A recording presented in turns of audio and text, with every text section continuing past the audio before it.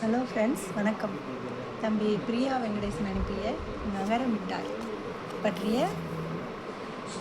சௌமா 2025 சௌமா இலக்கிய விருது பெற்ற இந்த கவிதை தொகுப்பில் சில கவிதைகளை பார்ப்போம். பிரியா வெங்கடேசன் அவர்கள் தமிழில் அத்தனை எழுத்துருக்கள் இருந்தாலும் உயிரெழுத்துக்களில் ஈ மீதும் உயிர் மெய் எழுத்துக்களில் ழ, ஞ மற்றும் ங மீதும் அப்படி ஒரு ஈர்ப்பு எனக்கு. கல்லூரி காலம் தொட்டே வெறுமை பொழுதுகளில் இவ்வெழுத்துக்களைத்தான் அடிச்சியாக கிறுக்கிக் கொண்டிருப்பேன். இதில் நகர வரிசை எழுத்துக்களின் பயன்பாடு மிக குறைவென்பதால் தன்னியல்பாகவே சிறுபான்மை மீதான ஆதரவு நிலைப்பாடு மற்றும் பற்றுதலால் இப்படி ஒரு தலைப்பை தேர்ந்தெடுத்தேன் என்று கூறுகிறார். இதில் எனக்கு பிடித்த சில சுவாரஸ்யமான கவிதைகளை பார்ப்போம். எதிரெதிர்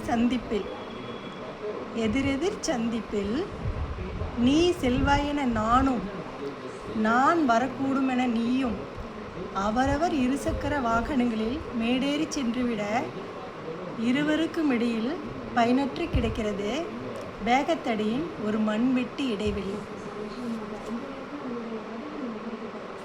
எவ்வளவு அழகாக ஒரு சிறு இடைவெளியை உழவு தொழில் சார்ந்த மண்வெட்டி இடைவெளி என்று எழுதியிருப்பது மிகச்சிறப்பு. தாத்தா நான் பார்த்தேன் என்ற கவிதையில் சாட்சி சொல்லும் ஒவ்வொருவரையும் குற்றம் சாட்டப்பட்டிருப்பவருக்கு என்ன உறவென கேட்டு செல்லாது என மறுத்து கொண்டிருக்கும் நாட்டாமியே குற்றம் சுமத்தப்பட்டவரின் நெருங்கிய உறவினர் எனும்போது அவர் சுட்டு வீழ்த்தப்பட்டதில் தப்பித்தது நீதிடா, நேர்மைடா. நிழல் கடித்த சாலை, ஒற்றையடி பாதையோரம் எச்சமாய் விழுந்து முளைத்தது விதை. மாட்டு வண்டி தடத்தின் காயங்களை பச்சிலையால் வருடிவிட்ட செடி மீசை முளைத்த பின்பும் மண் போர்த்திய சாலையோடு சிநேகமாய்த்தான் இருந்தது. இதெல்லாம் ஒரு கிராமப்புறத்தில் வளர்ந்துருந்தால் மட்டும்தான் இந்த மாதிரி எழுத சாத்தியப்படும்னு நினைக்கிறேன். ஆனால் அது அந்த உணர்வு அப்போல்லாம் முள்வேலி மாதிரி போட்டிருப்பாங்க. இப்போ மாதிரிலாம் கம்பி முள்வேலி இருக்காது, ஒரு உயிர் வேலி தான் இருக்கும், மண் தடம் தான் இருக்கும். இப்போ மாதிரி ஒரு தோட்டத்துக்கு ஒரு தோட்டம் இப்போல்லாம் தாரோடு போட்டிருக்காங்க இல்லையா, அந்த மாதிரிலாம் முன்னாடி இருக்காது.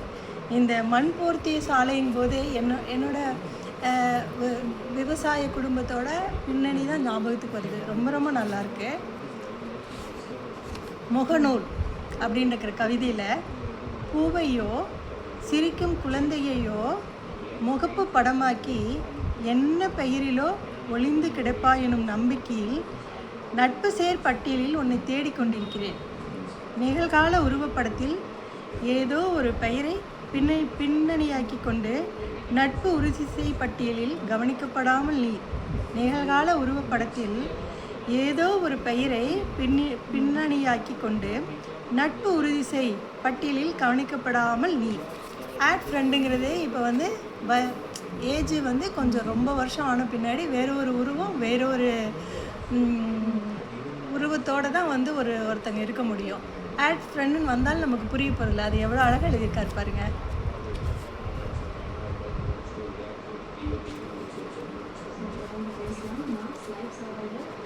அறிவினும் அறியாமைங்கிற கவிதையில் அறிந்தவருக்கு இருக்கும் இம்சைகள் ஒருபோதும் இங்கிதமில்லாதவருக்கு இருப்பதில்லை. அறிந்தவருக்கு இருக்கும் இம்சைகள் ஒருபோதும் இங்கிதமில்லாதவருக்கு இருப்பதில்லை.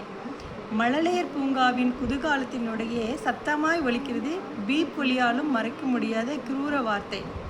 ஒலித்தவர் பிடரியில் ஒளிந்து கொண்டு பூனைக்கண் மூடி உலகின் செவிப்பறையை அடைக்க பார்க்கிறேன். எந்த சலனமும் இன்றி நடைபாதையில் துப்பிச் செல்வோரின் மன நிம்மதி எனக்கு வாய்க்காதவரை அந்த எச்சிலில் மொய்த்து கிடக்கும் ஈக்களாய் ஆறாமருவின் அருவருப்பு. ஒவ்வொரு கவிதையும் ரொம்ப நல்லா இருக்குல்ல தம்பி, ரொம்ப நல்லா இருக்கு புத்தகம்.